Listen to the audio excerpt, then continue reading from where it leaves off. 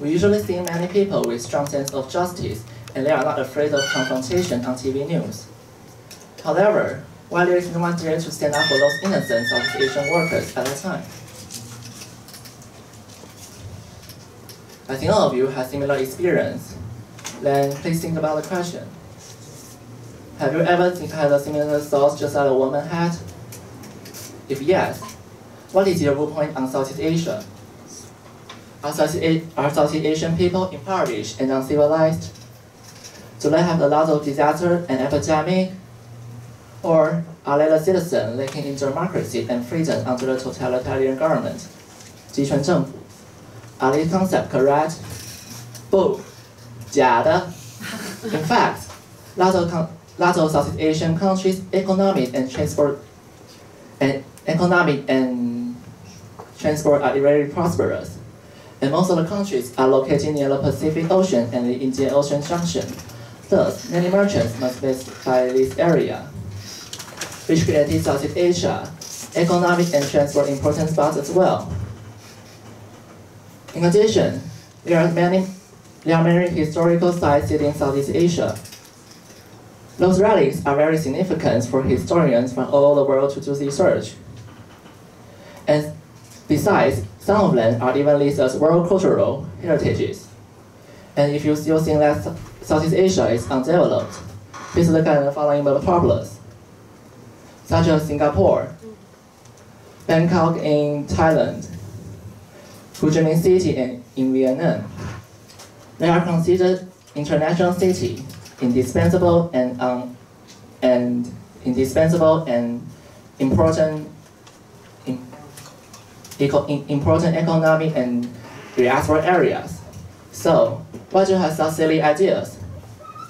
Because Taiwanese government does not pay much emphasis on Southeast Asia, the proportion of the education dedicated to Southeast Asia is very little, and it indirectly causes to have many unbelievable prejudices against Southeast Asian. So, have you ever noticed any unfairness towards Southeast Asia in our textbook before?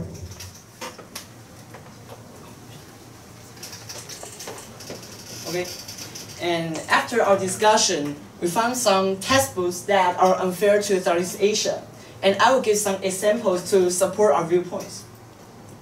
And first, let's start from Chinese.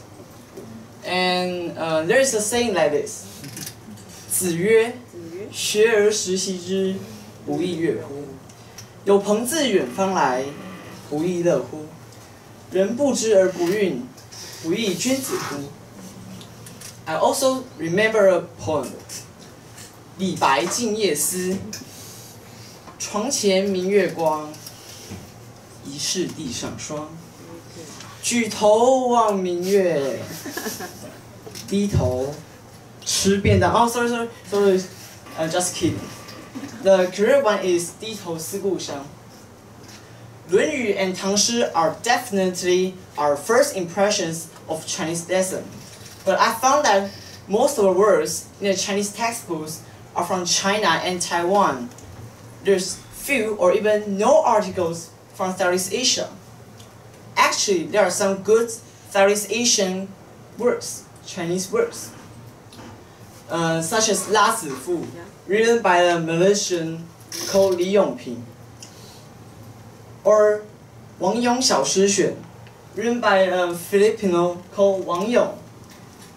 They are good words indeed. Okay, next, let's discuss history. Okay, everyone please recall the contents of history textbooks in a junior high school. I remember that the first year is Taiwanese history. And next is Chinese history. And finally, the world's history.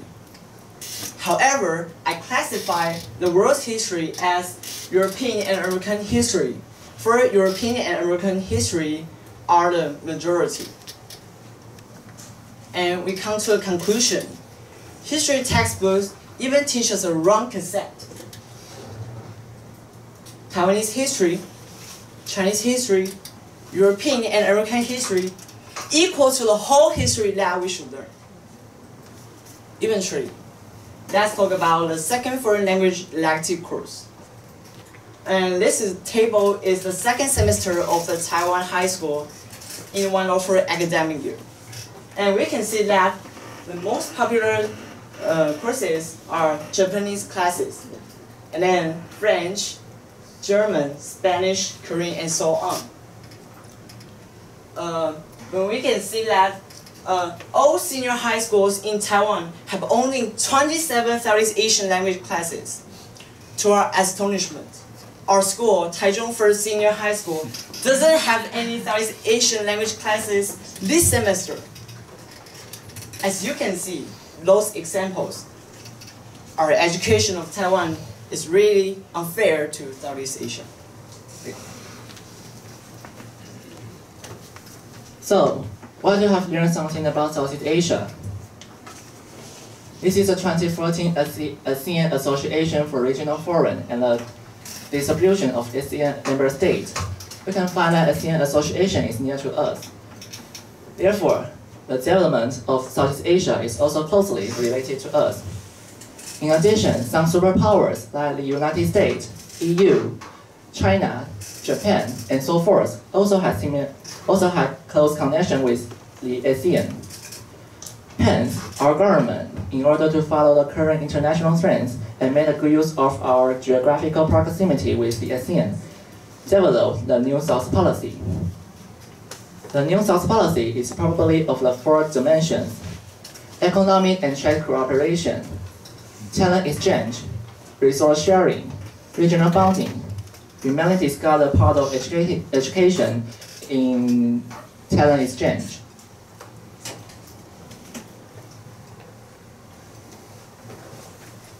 And after our discussion, we want to the following improvements. In the Chinese section, we want to include some good Chinese words from Southeast Asia.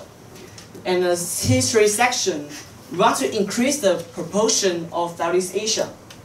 And then the second foreign language elective course section, we want to having more courses about Southeast Asia. Only by improving Taiwanese Southeast Asia education can we help people learning about Southeast Asia. And then we can promote understanding of Southeast Asia. And the ultimate of the goal is increase the development opportunities in Southeast Asia.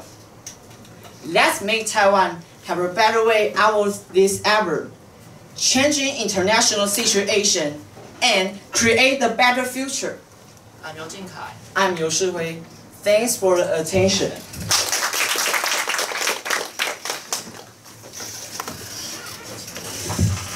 Okay, very great observations and humanistic concern for some issues we barely cares about, right? Okay, comments, feedback, please.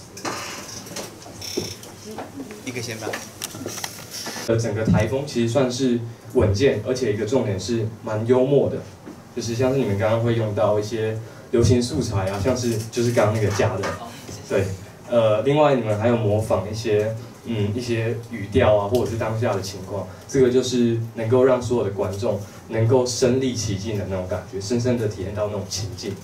那另外就是你们在举例的部分，举例到了课本嘛，还有我们的教材，这是非常贴近我们的生活的。所以每一个在台下就是在我们台湾读过书，有这些课本上课内容的同学或老师们，其实都可以很深切的感觉到台湾的教育或者是课纲内容有哪些地方可能有一些地方可以再改进。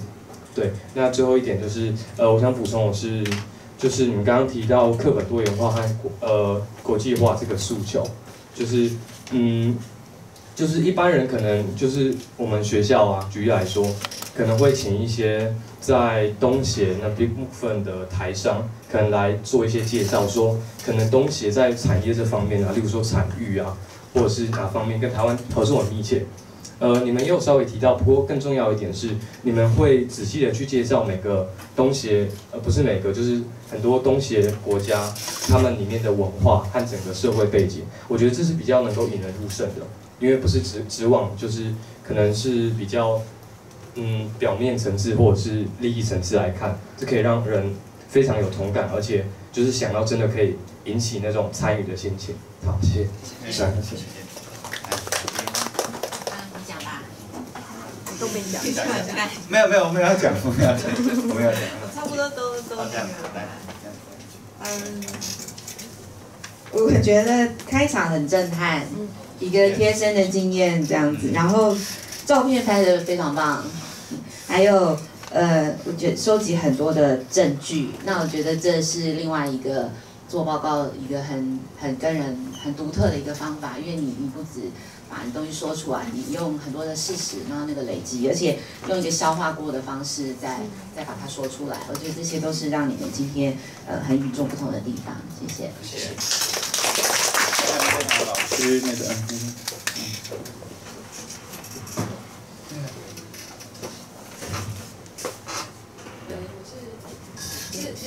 吴老师。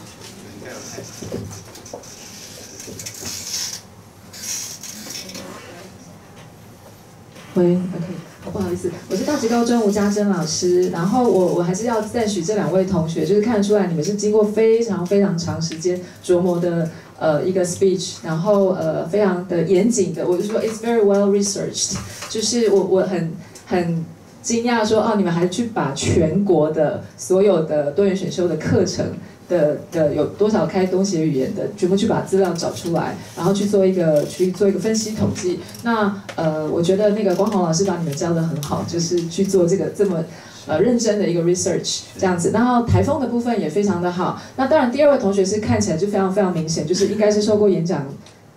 有参加过很多比赛，对不对？然后呢，但是第一位同学也不遑多让，我觉得他充分的非常准备非常充分。那只要稍微就是比如说你稍微走动一下，就会很自然。然后还有就是速度再放慢一点，对，只要其实大家就记得说，只要速度放慢的话，台下的听众会跟你比较容易有共鸣。